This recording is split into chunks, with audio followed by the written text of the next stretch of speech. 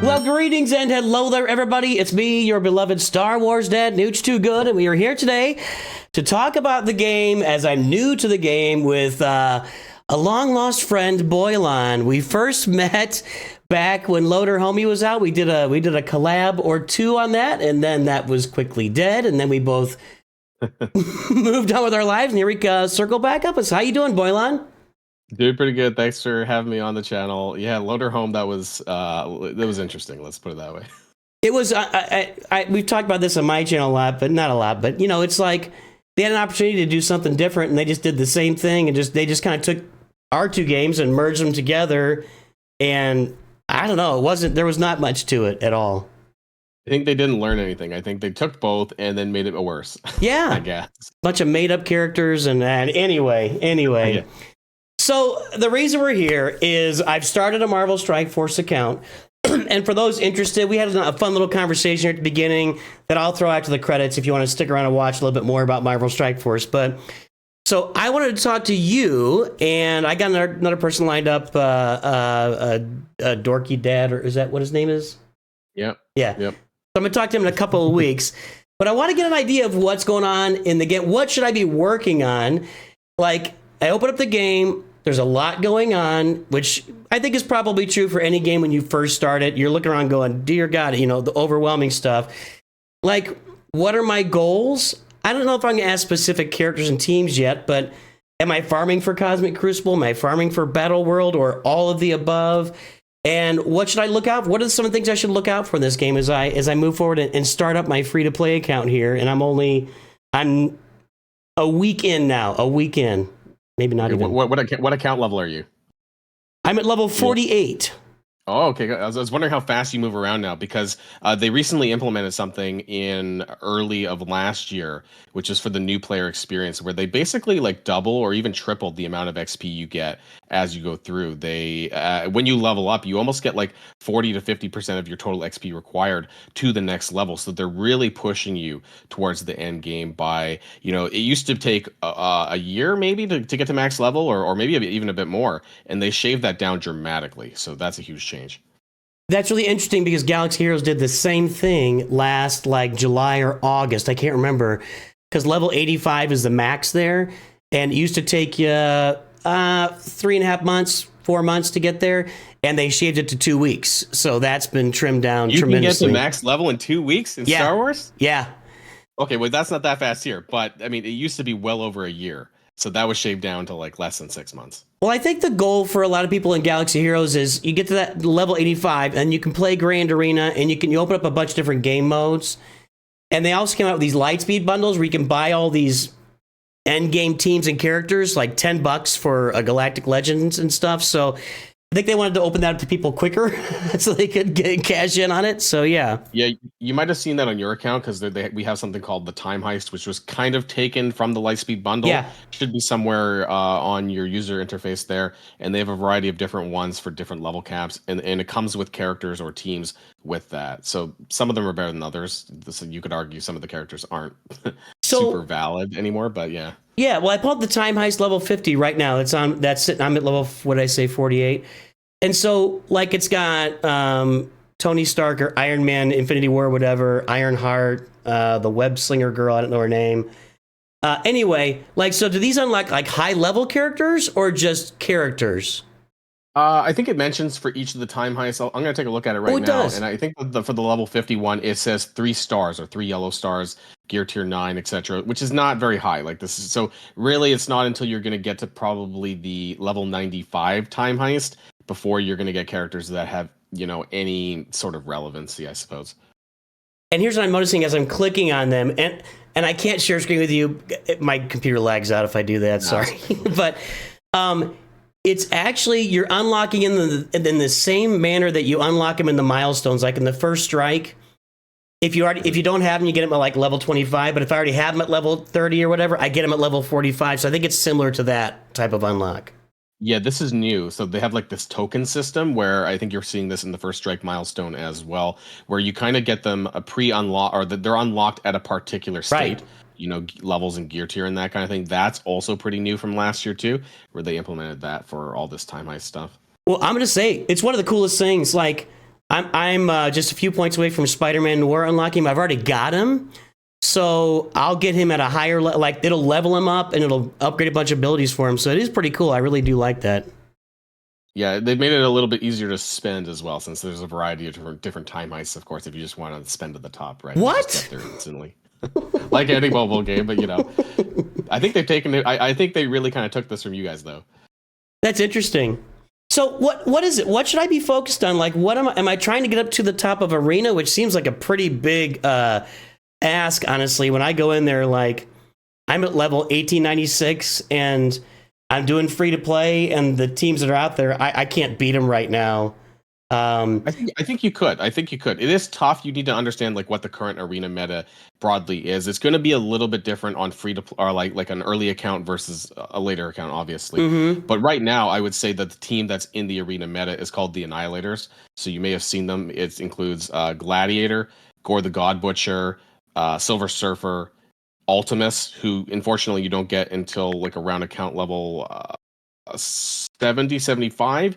You need to clear the dark dimensions. So that's the kind of end game content that you're going to be focusing on as you level up. There's dark dimension 1, 2, 3, like every 5 levels once you hit 65, I believe it is. So that's going to be your main piece of content to work on. But if you can, all of these are available. Like Gore is in the Blitz store, for example. Gladiator is in the Crucible store. I don't think you have Crucible unlocked yet, so some of these might be a bit tougher. Right. But one thing that I do want to point out, and this is really important, that we had what's called the new stat era. So there is a dividing line between characters from August of last year and now. So anyone before August is called stat 1.0, and now we're in the stat 2.0 era, which means that these characters are going to have significantly higher stats than any older character. So you typically would want to focus on these newer characters rather than older ones, unless it's really important for like a legendary character.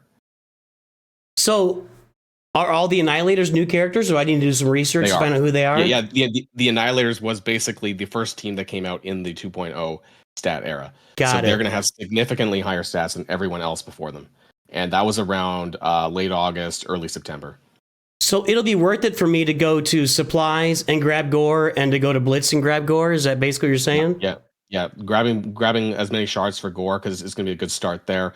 And you might need to do a little bit of a research and seeing what characters and teams were unlocked or what started coming out basically around the August, September mark. But anyone past that, and I can share that with you actually if you want. I have some information on that. And basically all of those characters are going to be significantly stronger than anyone before. And that makes a huge deal, to the point where like you might not even need to use a counter because their stats are so high they just might bulldoze older characters. Well, that brings up something interesting. So, of course, I got Sam because he got reworked, and it was a code to get Sam. And I noticed that he's way better. Because he's part of that new team, which is also part of that stat 2.0. So older characters who got reworked into these new teams, they're also part of that stat 2.0. So Captain America Sam is part of the Liberty team. It's a new team. He was reworked, and so his stats are way up. And so with these, and like, he was reworked, so he was already in the game. And like, I see War Machine. I think I can farm War Machine. So I could actually go after these teams. Okay, that's interesting. That's really interesting. Yeah, so War Machine's not a great character, but his stats are still way up there. So he might still be better than some of the other characters, just because his sheer stats are that high. So all the rework characters between September and now, even if they're older characters, will have that stat 2.0 era, because they're kind of brought in to that new era.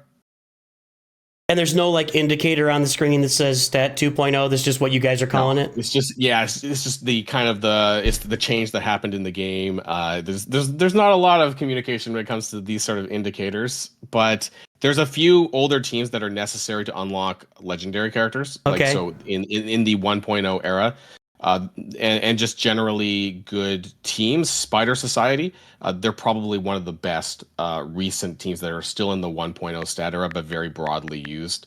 That's the Spider-Man Noir you're talking about, Ghost Spider, Peter B. Parker, Penny Parker, and Pavitra, Spider-Man Pavitra. Well, I mean, and the good thing is that they're giving me these characters. Like, there's a Spider-Verse event that's out there. And so yes. What is it here? Must be a new player thing. That must be a new player thing. Yeah, it's Loose Thread Spider Society Showcase. I got to get Paviter on my roster to continue where I am, but I've been advancing through that, and I have noticed that you get a lot of characters. Like, they're just throwing characters at you left and right and left in this game. And so what you said was interesting with the 2.0. That's a really interesting way of doing it, I guess. Like, just saying, hey, we're going to start releasing characters, and they're going to be better than all the old ones just automatically. What are your thoughts on that? It was a huge, and it still is a huge change, because we're actually in a new era now of level 105. So our cap recently went up like a month or two ago. And so we're starting to think about, well, is it worth leveling up these old era characters? Because realistically, over time, they're going to get dropped. And most of them are dropped, to be honest. That you don't see a lot of the old stat characters in the new meta. They're almost all of them are dropped, with the exception of like maybe less than 10 characters. So it's a huge shift in terms of the game and how you think about things as well, and who you should be focusing on. Well, let's talk about it a little bit, since I'm not going to be end game like in the near future, but I mean, it makes sense to farm some of the characters that I can out of that. If I can put a character that's twice as good as an old character into one, like, again, I've noticed that when I put Sam into a team, he can he's like AoEing entire other teams for me right now at my level, which is crazy because he's the same level as everybody. His plug and play is really good on Cap Sam. So there's a lot of these. Even if you don't have the full team, like, because they're new characters, it's still worth having and farming these characters so that you can get them to 7-star, make them even more powerful. Okay. The farmability cadence might maybe similar to Star Wars. So after about 4 months, a character becomes fully farmable, so that they're in a shop or a node or something like that. Right. That you can get them. Makes sense. Cap Sam's Liberty team is pretty new. They're still coming out, actually. So that's why, if you missed that, then... Yeah, let me ask you a question. So I've got these I don't know if they're called journeys, legendaries, right? Or whatever we call them. Legendary events, right? For Phoenix and Magneto and etc. And kind of what I'm thinking right now is I'm trying to focus my farming around, like, I want to get Doc Ock on the roster. That'd be kind of cool. But, at Phoenix, I'm farming some X-Men, so Phoenix... Does it make sense to focus around these legendaries and do actual farming toward these? Because this is a very different game. Galaxy Heroes is very direct farming. Like, if you want to do a journey, you go farm specific characters. Where here it's more like, open a bunch of orbs, get a bunch of random characters, and maybe you're actually farming overall more efficiently by doing orbs rather than doing the shops. But if I want to go get a legendary, are these legendary characters worth it for me at this point? Or what should my thoughts on that be? If they're in the 2.0 era. So this is really important, that some of them, and Phoenix is, because Phoenix just got a rework, so she's really, really good. And so you should focus on that. But they also changed how they unlock, because Phoenix used to have very strict unlock requirements, almost very specific characters. Now they broadened it, I'm pretty sure you said, to mutants. I think it's actually just 5 Mystic Controller characters. Oh, okay. So before it was villain Mystic Controller, so it was tighter on the restrictions, where it was like 7 characters. So now I think it's a little bit easier. I haven't looked at the full Mystic Controller list, but if you can find any more recent additions, which I'll just do that really quick as well. Yeah, I've got Hela, Mighty Thor, and I started farming some of these guys because I kind of got her in my thoughts. I'm a sucker for redheads. If you're able to get some of them, some of the top characters would be Oath from the War Store. Kahori isn't farmable, but if you can get your hands on Kahori, she's really, really good. But in order to get higher stars on Phoenix, you'll need to have these characters probably farmable, right? So Hela's fine. Black Panther Shuri is another one. Cosmic Ghost Rider is another one. You could use characters like Mighty Thor, but they're part of that old stat era. Also not really useful anymore. So ideally, you want to double dip with these characters that are maybe within the last year, right? So that you're going to get some value out of it, as well as the legendary unlock, if that makes sense.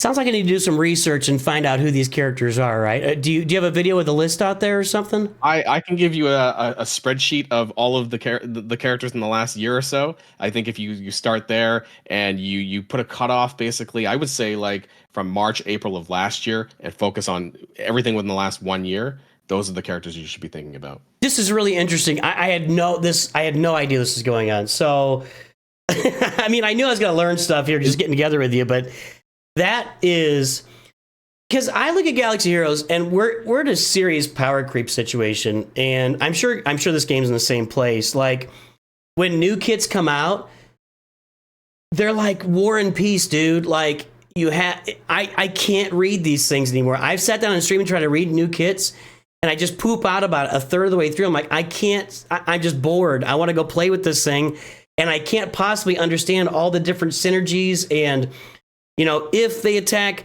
a tank that's also a Jedi that has whatever tenacity up, then this, you're like, well, I can't control all that. I'm just gonna go play with it and see what happens. Is it similar in here? You're talking about like kit creep, like in the text, like there's just a lot of text on the characters. Well, there's a lot of text because the power keeps creeping, and they have to make more text to make sure the new team can beat a bunch of the old teams, but that maybe it isn't like a permanent beat the old teams kind of thing. The kits are so specific at this point.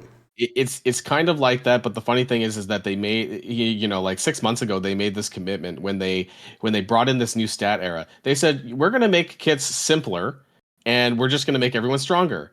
And then we found out, like after about a month or two, that they brought like the text was still just as long, and they didn't actually do anything to address that, because that was becoming a problem. That it was an essay, like you needed a PhD in kit reading. Like, because there was just so many lines of text that you just need to know every combination, or the synergies, or right. Yeah, sometimes you need like X number of characters on your team for it to work. That kind of thing. It's so it's not easy, but I think really focusing on the newer characters where possible. Okay. Especially if they're farmable, those are the characters that you'd want to focus on in the early game, because they're going to be the most meta relevant still. I shall look forward to your Excel spreadsheet with great aplomb. So, but as far as, sorry, just to go back to the legendary. So I would focus on the legendaries that are within that last 12-month period. Okay. So anyone that's not, basically, there's a lot, because I'm just looking at it right now. There's 22 legendary characters, and I can tell you probably of those, maybe only less than 8 of them probably are relevant. Maybe less than 8 or 9 are relevant right now. So I've got Shuri available as a legendary. I got Phoenix. Who are the other recent ones? So I was Phoenix, Old Man Logan, Shadow King, who actually has an event starting today. Invisible Woman. Yeah. Black Bolt. And Green Goblin Classic, I guess, might be viable still. He's kind of getting cut soon, I think. But yeah, that's really about it. Doc Ock's not really useful, and a lot of the rest of them are not. What do you mean? What do you mean he's getting cut soon? Because it's the cutoff point. I told you, like the year. Like if it's not within a year, they're not really meta relevant anymore. Wait a minute. Characters go obsolete very quickly in Marvel Strike Force. Right, but okay, I'm just trying. But they're still gonna have the stats 2.0. But the stats 2.0 are now creeping on themselves, right? Is that what so of those characters I listed, like Green Goblin and Black Bolt are part of the old era. So the new era legendaries are actually only Phoenix, Shadow King, and Invisible Woman. Okay. Well, I've got Phoenix and Invisible Woman up here on my roster that are in my legendaries that I could start working on right now. So I think I'm going to get after that and get them on some teams here. Yeah, they're really powerful. Like even though their kits are not exactly amazing, they're just going to hit significantly harder than everyone else. Sweet. Old Man Logan, though, is probably the legendary from the 1.0 era, but he's super overpowered. So his kit is just really, really good. So unfortunately, his event is not permanent like Phoenix and Invisible Woman. It comes maybe once every 2 months. So that kind of like recurrence on that. And same with Shadow King. So Shadow King is today for a week, but he probably won't come back for another month and a half to 2. That's so those are new legendaries until they've been out for if it's like Galaxy Heroes, it's like a year. After a year, they're available all the time. Basically. Yeah. So right now, the only ones that aren't available is Old Man Logan and Shadow King. The rest of them, I'm pretty sure, are permanently available. So let me ask you this then. So if I'm looking at let's say I'm looking at Invisible Woman. So for her, I need Sinister 6. Makes sense, right? Not, but that's fine. I'm sure they fought the Sinister 6 before, but they're more cosmic in nature. So, for that, do I need to go get really good Sinister 6, or just any set of 5 of them, or should I go get Doc Ock to qualify for that? Yeah, I mean, it would be a good idea to get Doc Ock. There is this alternative Sinister Six team called the Superior Six. Yeah. So they're a new team that came out later. So those would be the characters that I would focus on where possible, or at least, obviously you can't do Green Goblin because he's part of there as a legendary, but Doc Ock and the other three in the Superior Six, and then maybe add in like Vulture is a really good plug and play character. So what I'm hearing from you is, and I've already got 4 of the Superior 6 sitting there. I don't have Green Goblin Classics, so I've been farming Lizard and Craven and going after Doc, so I'm working on that. What I'm hearing from you is the more recent a character is, the better off you're going to be almost all the time. Is that right? Yeah, there's a few teams that still have some value. Like I still use the Superior Six. They're really good in Alliance War and Cosmic Crucible, but they're like on the cusp of like being cut. Like they're still good, but they're like 1 or 2 teams away from like, not being used anymore, if that makes sense, because you can only use so many teams in those modes. Let me ask this. When I open Cosmic Crucible, because Cosmic Crucible is kind of like Grand Arena for Star Wars Galaxy Heroes, although I understand it's a little bit, maybe a little more limited, like a more limited scope on your roster. When I first open it, I'll be playing people at my level, right? I'm not going to be playing against people that are launching the meta in my face, right? Well, if they've decided to tank their ratings, I mean, you could come up against turtles. It's the same thing. Who don't play, right? Like empty accounts. They don't clear out empty accounts, or like old, people who stop playing. So I think you still get matched with those kind of people. So you might, but if you come across with people with hand teams, because the default teams are just hand characters in your Cosmic Crucible, then they're probably close to around you. Right. I did play for a little while, and I had Alliance War open on another account, and I saw that the default teams in Alliance War are all hand teams, right? And you have to fill them in if you want to. Shield teams for Alliance War, but yeah, it's pretty much the same. Maybe I was looking at Cosmic Crucible. I don't know. I was looking at something. I don't know. Yeah, War, Shield, Crucible's hand. Okay. Doesn't really matter. They all suck anyways. So is there a specific game mode I should really be targeting with my farming, or is it pretty much just farm all the newer stuff as much as possible, get the get Phoenix and Invisible Woman, and move your roster forward? And like raids, should I be farming specific team for raids? I know I've got people said to me farm X-Men and the Spider-Verse for raids, but are there other teams? I mean, I don't know. Yeah, so Extreme X-Men is the X-Men raid team. The way that we have it in raids right now, they are origin based, meaning that you have a mutant team, you have a skill. You have a mutant team, you have a skill team, you have a bio team, a mystic team, and a tech team. So there's 5 raid teams in the game right now. The Extreme X-Men are mutant, and Spider Society is the raid team actually for skill. Those 2 are pretty close to also being cut, because we're probably going to see a new team within the next 3 months, I would say, within those categories. But those are the best characters right now. They're still pretty broadly good, I would say, in the game in general. So those are the 2 old 1.0 teams that I would say are still valid, is Extreme X-Men and Spider Society as a unit. Well, one cool thing is they gave me all the Extreme X-Men, so I've got them all activated on the roster. That was one of the first little events they threw at me, like I think levels 20 through 28 or something, is I got to unlock all of them. So that's cool. So they're giving you characters that are useful, at least, right? Yeah, it seems, hopefully they keep that updated. I haven't been paying attention to all the new player starts and kind of things, but that's a good place to start. But there's a lot of less good characters that it might be hard to differentiate. Like as a new player, you're not gonna know who's 1.0 and 2.0 if I didn't tell you, or if you looked it up. So that's kind of important. As far as Alliance War, I wouldn't really pay much attention to this. Don't put anything on defense. Just do full offense. If you can kill something, great. If you can't, whatever. For Cosmic Crucible, same thing. Don't put up any defense. Use all of your characters on offense, because there's a good chance that you're going to run into players who aren't playing. So even if you can clear one room, you're still going to get the win. Okay. So 100% offense until you're at a point maybe 6 months in where you can actually put a defense up. All right, I got 2 more questions here. Here's my first one. I have like buttloads. I have a lot of like Blitz currency and whatever this is, the raid currency. Like I have tons of, but specifically like when I want to go farm gear. This is gonna be a device question. So I got Cyclops open right now, and I need some gear on him, and I click find.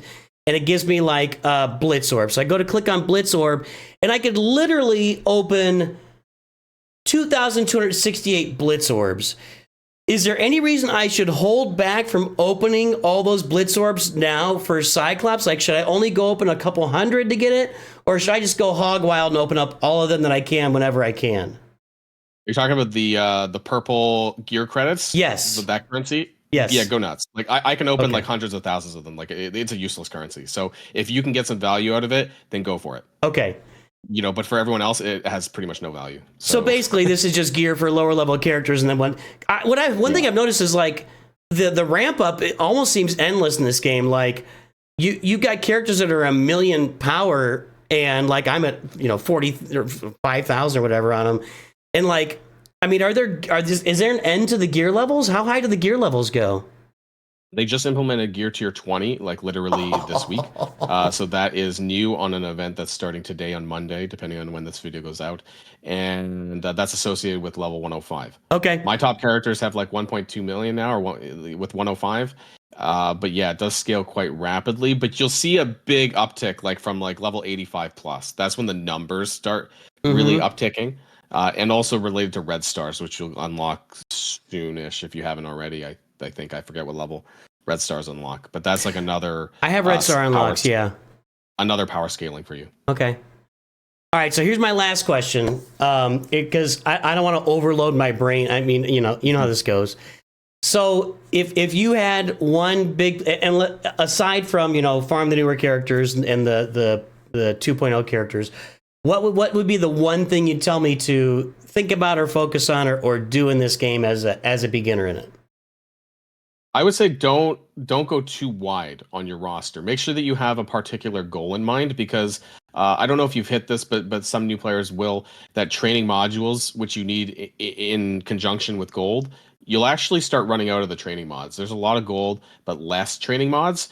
So to actually level characters up, you might hit a point where you just can't level them up anymore because you're out of these modules. And so you want to kind of focus on, I don't know, maybe it's 10 characters at a time, something like that. Like have a goal in mind that you want to do. If it's unlocking a legendary, focus on that for a couple of days. Don't level like all like 20, 30 characters to level 50 or whatever, because you'll quickly run out of those modules. So kind of doing a little bit of a more narrow focus, but like kind of having an idea of what you want to work on. I think that'd be great advice to anybody playing any mobile game. Honestly, I've played that's really good advice. Like, the more stuff you farm, the more that they're going to be possibly in your pocket when you get to that stopping point. You're like, I can't get Nightcrawler leveled up and I want to or whatever. I think that's really good advice. It does seem a bit overwhelming because, like you said, there are a lot of characters. But if you do some research, you break it down. There's actually about 80% of the roster is useless, which is unfortunate. It's really unfortunate. But yeah, honestly, I would say the most relevant characters are within the last 12 months of the game, and those are the ones that you should be focusing on. And the rest are in the scrap bin, unfortunately. That's really sad. That's really sad actually, because with my game Galaxy Heroes, when you have Grand Arena, you're literally putting out for like 12 teams on defense every time, maybe more, depending, maybe 14 if it's 3v3s. So with 12 teams, you're talking about 12 times 5, 60 characters on defense, and you'll need at least 60 characters for offense. So that's at least, like 40% of your roster you're using automatically. And that's not counting other game modes where some characters might come into a different game mode and stuff. That's unfortunate that they just let. And what you're saying kind of jives with what I've heard about the game, is that, like, exactly that. Like, the meta just completely cycles out over and over and over again, and they don't really recover these characters or give them a place to go. Yeah, unless they get a rework, which, these days you've been seeing 3 new characters with 2 reworks. So the team of 5, 3 new characters, 2 reworks. That's the formula typically they've been using, with a couple of exceptions here or there, and that kind of brings some of the older characters back into life. But it's really unfortunate that combined with the stat era things that we were talking about, that's also kind of pushing these older characters into being obsolete faster as well. And there's just not as many teams that you're needing. Like you mentioned, it's twice as many teams, I think, in Star Wars Galaxy Heroes than you're using in PvP in Marvel Strike Force. So you don't need as many of these, and so they end up getting dropped when newer teams come out. All right, this is really helpful, man. I'm going to go get your spreadsheet, and I'll start refocusing my roster a little bit here for sure. All right, No man. worries. Give your pitch to wrap us up. Tell us about your channel, your channels. What's going on over there? Yeah, well, I've been doing Marvel Strike Force for for like 5 years now, and I put out videos pretty much every single day or every other day. Talk about pretty much everything, whether it's news. I don't focus as much on the new player content, but I try to include that where possible. But some more broad-based Marvel Strike Force related content, I suppose. And you're also covering Raid. Is that a different channel, or is that I do Raid Shadow Legends as well. That's a separate channel that I'm doing on the okay? side too.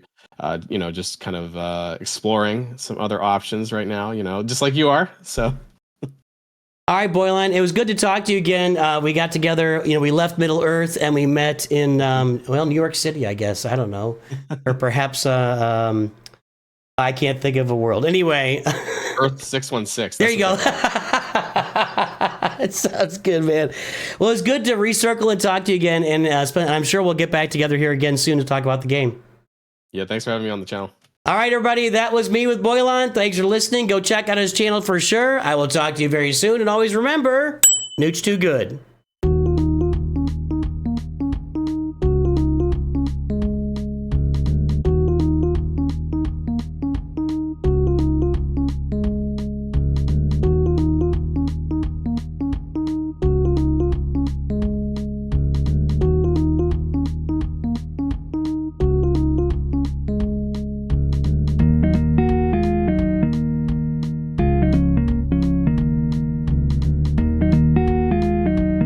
Because it is really, I don't think new players know that too, because unless you've been paying attention to what's going on in the game, it's like you said with Capsam, he probably uses ultimate and he just bowls over the entire enemy team.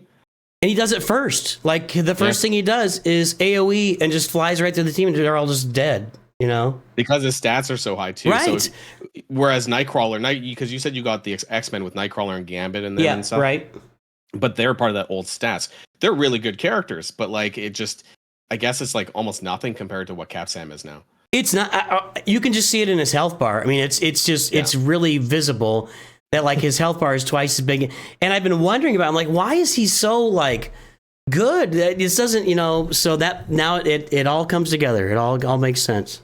Yeah, Capsam was also a really great character. Like back when he was meta, like back I think it was like 3 years ago. He was insane then, and now with the stat boost, he's just like he's pretty crazy. And he's a great plug and play character, which is rare. Marvel Strike Force doesn't have a lot of like true plug and play characters, but he's pretty good because he gives also turn bar on his ultimate to all allies as well, which is nice. And his taunting and his tanking is really good. He does. I just looked at that. Yep. I have my main account in Galaxy Heroes, and I start up a new account every like year to year and a half as a new free-to-play account. He said, let's just farm this game for free and see what's got for us now. And it's always different, and we always do some different goal and everything. So why not do that with a new game and see what's out there? And a lot of people on my channel play, I'm sure you get the same thing. There's a lot of overlap between these two games. There's crossover, yeah. I mean, very similar model, with the exception of mods. I mean, that's the one thing that the Star Wars has that isn't really here. For better or for worse, some people like it, some people don't. The speed tuning, all that kind of stuff, right, that you get over in Star Wars. Everybody that has talked to me on my channel says that they like the fact that there's no mods, but that's probably because they're grinded out, So. Yeah, I mean, I guess that we'll probably talk about that a little bit, but I think that what I'm finding anyways right now, and maybe that's because I'm also playing other games too, is that there's less customization on the characters in Marvel Strike Force. So a lot of the times, once you have the star levels, by and large, your characters aren't much different from everyone else's. Right. And they have the same speed and same stats. Yeah. So it's just kind of flip a coin and see who goes first, basically. Yeah. Well, if you're doing a mirror match, that's usually not recommended because oftentimes it doesn't work, or you'll get screwed because of the coin flip, right? You don't want interesting because even 50-50 is like not good enough, right? You need to find some way to make sure it's guaranteed, because usually there's specific counters actually. That makes sense. So it might be that experience might be a little different from Star Wars, but it's not bad. It's just different, and especially if you're coming from Star Wars or another game, you might have a different experience or take on it. Yeah. Well, I know in Galaxy Heroes, like you can do a mirror, and if you've got better mods and you go first, you got a good chance of winning. But yeah, I really did get the impression that especially right now, especially like that's just. Oh, I got a light off. I was like, I look really pale, and that's why. So yeah, and I know you got the ISO 9000, but that's kind of like seems pretty like it's just an upgrade, right? Yeah, there was huge push when this originally came out to the game. It was actually huge pushback of not including speed because then people were concerned that this was going to be a race to the top or however you want to call it, Yeah. on speed. And like you said, like in Star Wars, if you go first, you probably are going to win, right? Because you're going to probably debuffs and stuff you're going to have that's going to like, make it so that, that they get screwed, right? That's typical in other Right. games. Like I play Raid Shadow Legends as well, and that's the same thing. That if you go first, typically you're gonna win. Interesting. All right, dude, you ready? Yeah, absolutely. I'm gonna do I'll my let you little lead, of intro. course.